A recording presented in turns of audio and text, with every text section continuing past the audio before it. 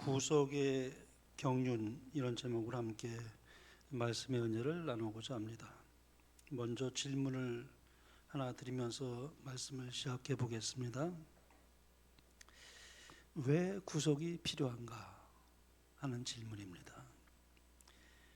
인간은 원래 하나님과 완전한 조화 속에서 살도록 그렇게 창조되었습니다.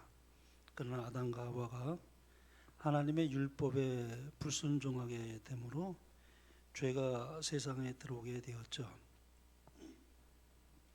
로마서 5장은 이렇게 기록하고 있습니다.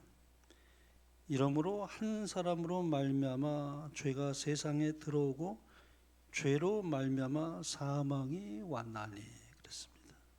죄로 말미암아 여기 사망이 왔다고 그렇게 말씀하고 있습니다. 그러므로 죄의 결과는 죽음입니다. 로마서 6장 23절은 더 분명하게 이렇게 말씀하고 있습니다. 죄의 삭은 사망이요 그랬습니다. 여기서 이 삭이라는 말은 반드시 지급되는 대가를 의미합니다. 다시 말씀을 드린다면은 죄를 지으면 반드시 결과가 뒤따른다는 그런 의미가 되겠습니다.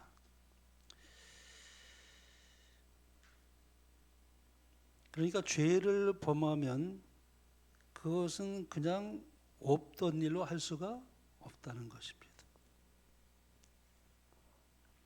죄의 삭은 생명의 상실입니다. 여기서 중요한 포인트는 죄라는 것은 무엇인가? 하나님의 법을 어긴 행동을 말합니다. 동시에 하나님과의 관계가 완전히 끊어진 상태를 의미합니다. 하나님은 생명의 근원이 되시기 때문에 하나님과 끊어지면 자연히 생명도 끊어지게 되어 있는 것입니다. 그러므로 죄의 결과는 생명의 상실이에요. 여기서 중요한 질문이 나옵니다. 하나님이 사랑이시라면 그냥 용서하시면 되지 않을까? 그러나 성경은 하나님을 이렇게 증거합니다. 하나님은 사랑이십니다. 그러나 동시에 하나님은 공의로우시다. 우리 하나님은 분명히 사랑의 하나님이시지만 동시에 공의의 하나님이 되십니다. 공의라는 것이 무엇일까요? 옳고 그름을 정확하게 판단하는 것입니다. 죄를 그냥 넘기지 않는 것입니다. 만약에 하나님께서 죄를 아무 대가 없이 용서하신다면 어떻게 될까요? 우주는 더 이상 안전하지 않게 될 것입니다. 그래서 율법은 반드시 유지되어야 하고 죄는 반드시 해결되어야만 합니다. 이것은 우리가 사는 사회에서도 마찬가지입니다. 예를 들어 법이 있는 나라에서 판사가 범죄자를 그냥 괜찮다 하고 풀어준다면 어떻게 될까요? 그것은 사랑이 아니라 불의가 됩니다. 불의한 판사가 됩니다. 마찬가지로 하나님의 율법은 절대적인 기준이에요. 죄라는 것은 실제로 그 율법을 어긴 사건입니다. 그러므로 죄는 반드시 대가가 요구되는 것입니다. 그 대가가 뭐냐면 바로 생명이에요. 그러므로 율법은 그 어긴 자에게 사망을 요구하는 것입니다. 여기 영감의 글은 이렇게 표현했습니다. 깨어진 하나님의 율법은 죄인의 생명을 요구하였다. 그러면 인간이 대신 그것을 갚으면 안 될까요? 이것이 불가능하다는 것입니다. 이것이 안 되는 이유가 이제 여러 가지가 있지만 두 가지를 제가 얘기해 보겠습니다. 첫째는 우리가 이미 죄인이에요. 따라서 죄인이 죄값을 대신 갚을 수가 없어요. 그 다음에 두 번째는 하나님의 율법은 하나님처럼 거룩한 기준이 되기 때문에 그 값을 갚으려면 그것과 동등한 가치가 필요한 것입니다. 위치가 또 필요해요. 결론적으로 인간은 스스로 이것을 절대 해결할 수가 없습니다. 구속의 시작이요. 그러면 구원의 길은 어디에서 시작됐는가? 하나님은 공의의 하나님이시지만 감사한 것은 하나님은 사랑의 하나님이세요. 하나님의 사랑이 구원의 길을 열어 놓았어요.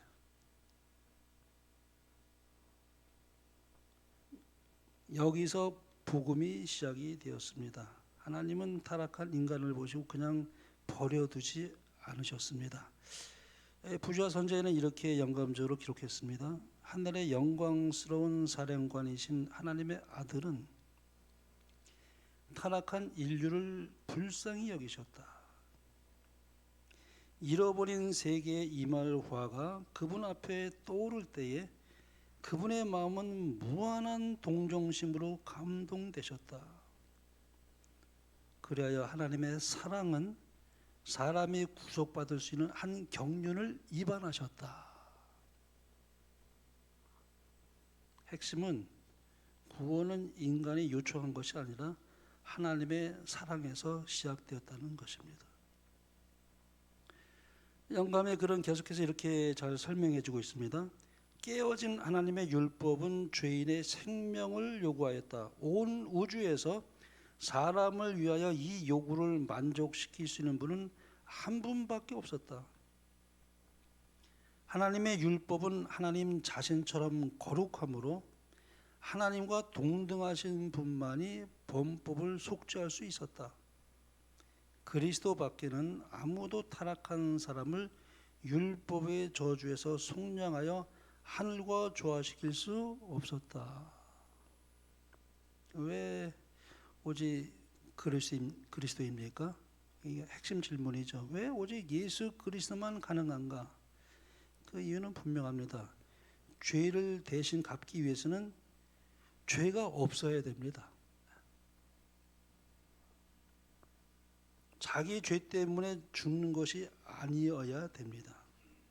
그 다음에 하나님과 동등한 가치와 위치가 있어야만 됩니다. 이 두 조건을 동시에 만족시킬 수 있는 분은 오직 예수 그리스도밖에는 없습니다. 그래서 예수님은 인간이 되셔서 우리를 대신하시고 하나님으로서 완전한 값을 지불하셨습니다. 예수님은 이 땅에 오셔서 완전한 생애를 사셨어요.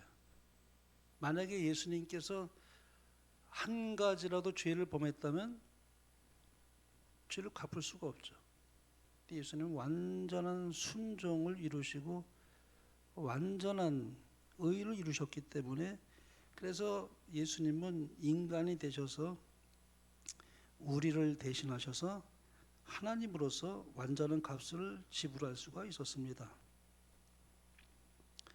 그래서 빌립보서에 보면 그랬죠. 그는 근본 하나님의 본체시나 하나님과 동등됨을 취할 것으로 여기지 아니하시고 오히려 자기를 비어 종의 형체를 가져 사람들과 같이 되었고 사람의 모양으로 나타나셨음에 그렇게 말하고 있습니다. 그분은 완전한 하나님이셨지만 또 완전한 인간이셨어요. 그래서 우리를 대신할 수가 있었던 겁니다. 두 가지를 충족시킬 수 있는 분은 온 우주의 예수 그리스도밖에 없어요. 완전한 하나님이셔야 되고 완전한 인간이 되셔야만 해요. 그러므로 십자가는 단순한 희생이 아니라 공의를 만족시키는 하나님의 완전한 해결책이었습니다. 인간의 자리에 서서 하나님의 공의를 만족시키고 죄의 값을 대신 지불하신 것, 그것이 바로 십자가입니다. 그래서 구속의 본질은 대신 짊어지는 거예요. 그러므로 예수님께서는 죄의 책임을 대신 짊어지셨어요.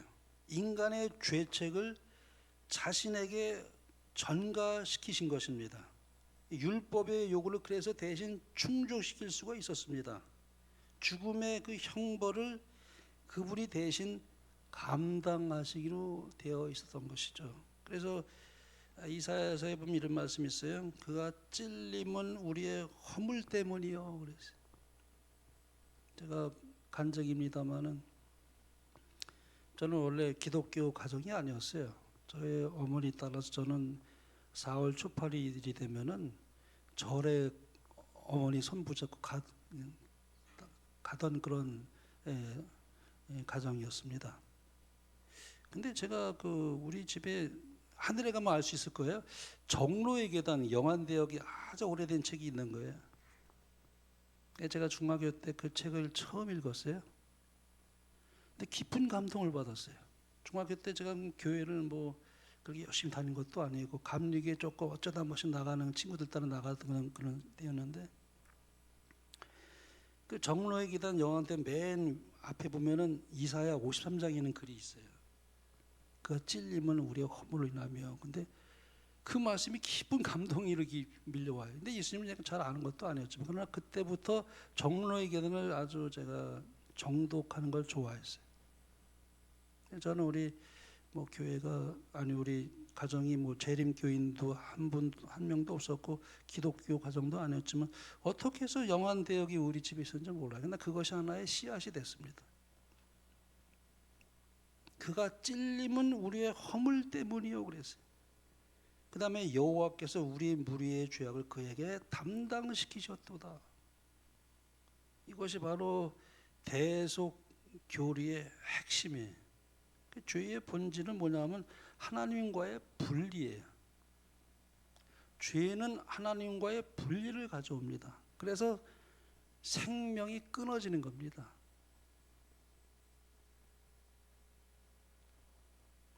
죄는 하나님과의 단절을 가져왔습니다. 예수님께서 십자가에서 이 분리를 직접 경험하셨죠. 예수님은 인간의 죄를 대신 지셔야만 했기 때문에 그 아버지 하나님과의 단절을 직접 경험해야만 했습니다. 이게 놀라운 신비입니다. 이거 우리가 이야기가 참 성육신도 신비고 예수님의 아버지와 분리되는 경험을 했다는 것이 이게 아주 신비입니다. 어떻게 하나님과 분리될 수 있을까? 하나님이신데. 근데 그 예수님은 우리와 똑같은 인성을 입으시고 죄를 짊어지셔야만 했기 때문에 죄를 감당하셔야 됐기 때문에 아버지 하나님과 분리되는 가장 최고의 극한 이 고통을 경험할 수밖에 없었다는 것입니다. 여기 이제 이렇게 말씀합니다. 부셔선제 63페이지. 그리스도께서는 타락한 인류를 구원하시기 위하여 비참의 심연에까지 내려가실 것이었다.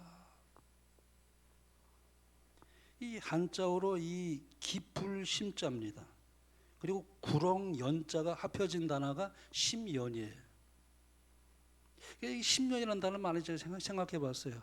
왜 이런 표현을 했을까? 심연. 문자 그대로 풀이하면 깊은 구렁이에요. 즉 아득하게 깊은 물속을 의미합니다. 그렇지만 물리적 깊이를 넘어서 인간 내면의 깊은 심리에서 헤어나오기 어려운 상황을 비유적으로 살 때도 이런 단어를 사람들이 사용을 합니다. 심연. 제가 비슷한 경험을 했어요. 예수님까지 그런 경험을 했다는 것이 아니고요. 이 심연이라는 의미가 뭔지를 제가 알았어요. 예전에 제가 우리 친구들과 그 성지 여행을 갔는데요.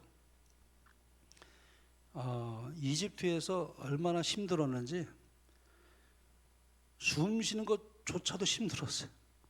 근데 거기서 한 3시간을 2시간이니까 3시간을 그 기차에서 기다리는데 아주 정말 죽는 것 같더라고요.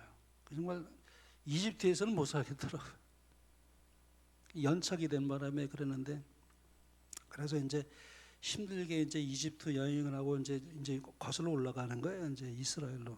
근데 가이드가 하나 선물을 하겠대요. 그 무슨 선물이 했더니 가다 보면 홍해가 있는데 홍해에 아주 휴양지가 있대요. 홍해에 휴양지가 있나? 거기 잠깐 한 2-3시간 쉴 거라고. 그래서 선물을 주고 가겠다 그래서 홍해에 이제 내렸는데, 거기에 이렇게 막 해변가 이렇게 했듯이 아주 휴양지처럼 해놨어요. 쉴 수 있는 그런 건물도 있고. 그래서 이제 피곤한 사람들은 뭐 건물에서 쉬어도 되고. 근데 여러분 만약에 홍해 한번 가보세요. 여기 홍해에 가면은 세계에서 제일 아름다운 열대어를 볼 수 있을 겁니다. 세계에서 최고의 열대어를 볼 수 있는 곳이 여기 홍해라고. 그래서 제가 눈이 이렇게 떠가지고 홍해를 이제 가서 스노클링을 했어요. 와, 정말 홍해 그 열대어는 정말 영롱하고 아름답습니다. 제가 필리핀에서도 스노클링 했지만은 홍해와 비견이 안 돼요. 얼마나 그 열대야가. 제가 스노클링 하면서 시간 가는 줄 모르게 보면서 열대야랑 놀면서 그러다가 조금씩 이렇게 벗어난 것 같아요. 그러다가 갑자기 아무것도 없는 캄캄해진 거예요. 아니 이게 무슨 일이야? 그렇게 열대야는 잘 놀고 있다가 갑자기 캄캄해진. 내가 눈이 멀었나? 이게 왜 갑자기 이런 일이 벌어졌지? 그러면서 공포가 밀려오더라고요. 순식간에. 빨려 들어가는 것 같아요. 캄캄하면 칠흑 같은 그 어둠이 그냥 빨려 들어가는 것 같아요. 순간적으로. 그래서 당황을 했어요. 빨리 나가야 되겠는데 나가야겠는데. 이리 되고 캄캄하고 저리 봐도 캄캄하고 이거 어떻게 가야. 순간 당황했다가 겨우 어떻게 하다가 보니까 빛이 보이더라고요. 물속에. 이 대륙풍에서 갑자기 팍 깊어지면 심연이에요. 그러니까 아무것도 안 보이는 거예요. 나중에 알았어요. 완전히 캄캄해요. 거기서 이렇게 심연이 이런 거구나. 사람이 공포가 확 밀려와요. 빨려 들어가는 것 같아요. 죽는 것 같아요. 근데 예수님께서 하늘 우주의 보좌에 계시다가 이 땅에 내려온 것은 심연 그 자체였습니다. 캄캄한 죄의 어두운 가운데에 하늘의 왕이신 그분이 죄를 경험하신다는 것. 이 죄는 짓지 않으셨지만 죄악 세상에서 같이 생활한다는 그 자체가 큰 심연의 경험을 한 겁니다. 마옥간에서 탄생하셨고, 그 다음에 온갖 그런 모든 예수님을 따라다니면서 어떻게든지 그렇게 좀 함정을 팔려고 했던 사람들, 그리고 심지어는 예수님께서 못 박히기 전에 침뱉음을 당하시고 뺨을 맞으시고 채찍을 맞으시고, 그러다가 종례에는 십자가에 못 박혀 돌아가셨습니다. 이건 상상할 수 없는 얘기입니다, 사실.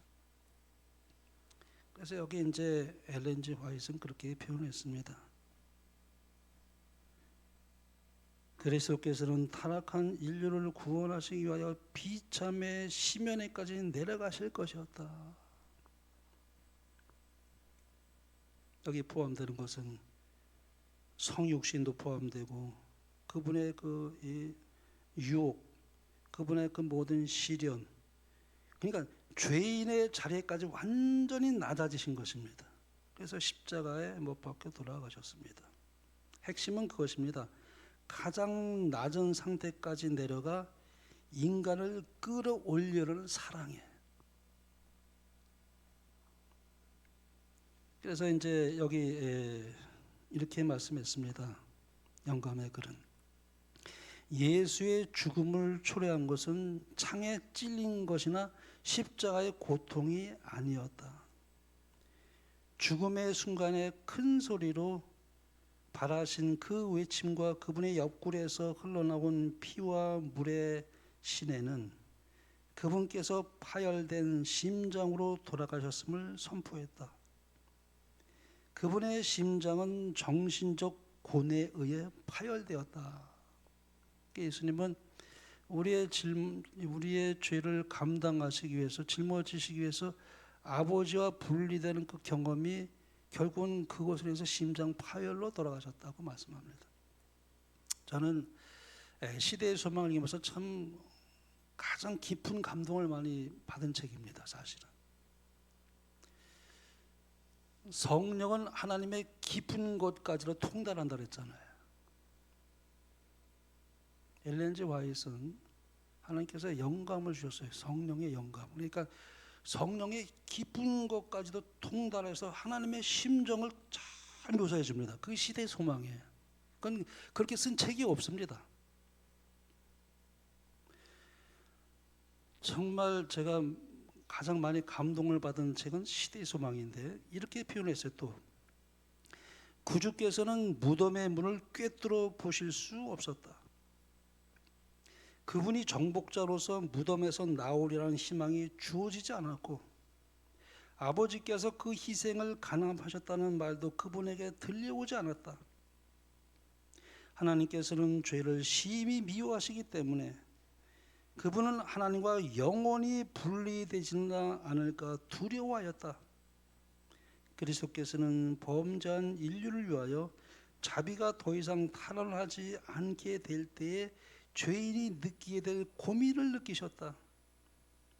그분이 마신 잔을 그처럼 쓰게 하고 하나님의 아들의 심장을 파열시킨 것은 인류의 대속자이신 그분에게 아버지의 진노가 쏟아지게 만든 죄에 대한 의식이었다. 우리가 이것을 어떻게 이해할 수 있겠습니까? 신비입니다. 아무리 제가 묵상으로 명상을 해도 그걸 깨달을 수가 없어요. 그냥 조금만 이해할 뿐이지 이걸 어떻게 깨달을 수가 있겠습니까? 그래서 예수님께서 그런 부르짖음이 있었죠. 나의 하나님, 나의 하나님, 어찌하여 나를 버리셨나이까? 엘리 엘리 라바 사박다니. 저는 그때 처음 침례받고 이 성경이 있는데 이 도무지 이해가 되질 않았어요. 아니 어떻게 하나님이 아들을 버리실 수가 있죠? 그게 무슨 말인가? 이제 이해가 안 됐었어요. 엘리 엘리 라바 사박다니. 하나님, 하나님 어찌하여 나를 버리셨나이까? 그건 육체적인 고통이 아니라 하나님과의 완전한 단절을 경험하는 영적인 고통이었습니다. 그 순간 죄인이 받아야 할 그 형벌이 완전히 실제로 대신 치러진 것입니다. 그리고 마침내 말씀하셨어요. 다 이루었다. 3일 후에 무덤은 비워졌습니다. 죽음이 그분을 붙잡지 못했습니다. 왜냐하면 그분은 죄가 없으셨기 때문에 그렇습니다. 부활은 선언합니다. 죄는 해결되었고 사망은 패배되었고 새로운 길이 열렸다는 것을. 이제는 누구든지 그리스도를 통해 하나님께 나아갈 수 있는 길이 열린 것입니다. 그래서 예수님의 이 십자가의 그 죽음은 둘째 사망이에요. 둘째 사망은 뭐냐면 생명과의 영원한 이별이에요. 예수님은 그 고통을 겪으신 겁니다. 아버지와의 분리의 경험을 통해서 생명과의 영원한 이별이 무엇인지를 우리의 죄 때문에 그걸 친히 겪으시고 고통을 당하신 거예요. 그러므로 우리가 의롭게 될 수가 있었습니다. 위대한 교환이 이루어진 겁니다. 예수님의 의가 믿음으로 우리에게 주어질 수 있는 것은 그분의 모든 대가가 하나님 앞에 완전히 지불되었고 인정을 받았고, 그리고 주님은 하늘에 승천하셔서 우리라 지어 중보하고 계십니다. 십자가와 중보, 이 두 가지는 뗄래야 뗄 수 없는 영원한 이 연결이에요. 십자가만으로 구속이 완성되지 않았습니다. 물론 우리는 완성됐다고 말할 수도 있어요. 그러나 예수님의 중보가 또 필요합니다. 십자가와 중보와 부활이에요. 부활, 십자가와 부활과 중보입니다.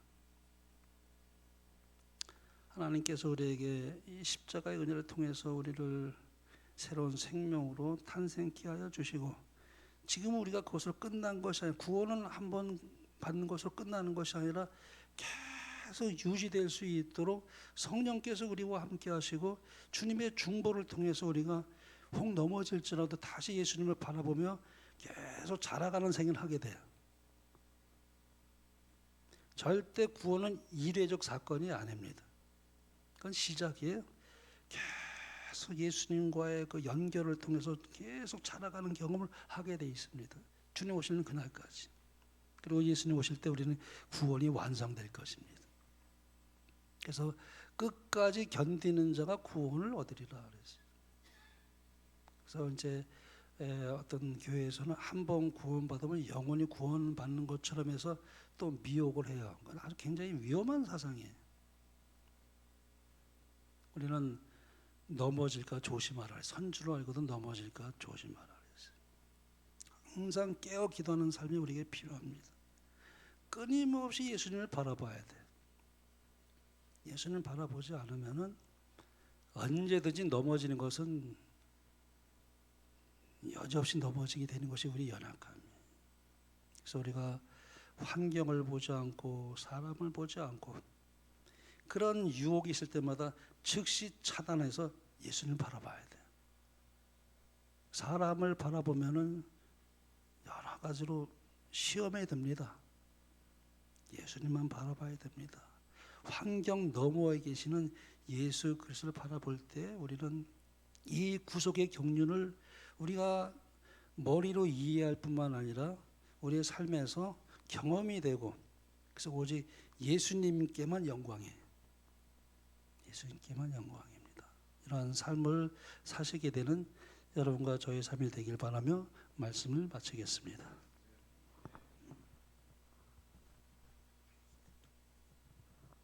(344장) 우리 찬미 부르겠습니다. (344장입니다)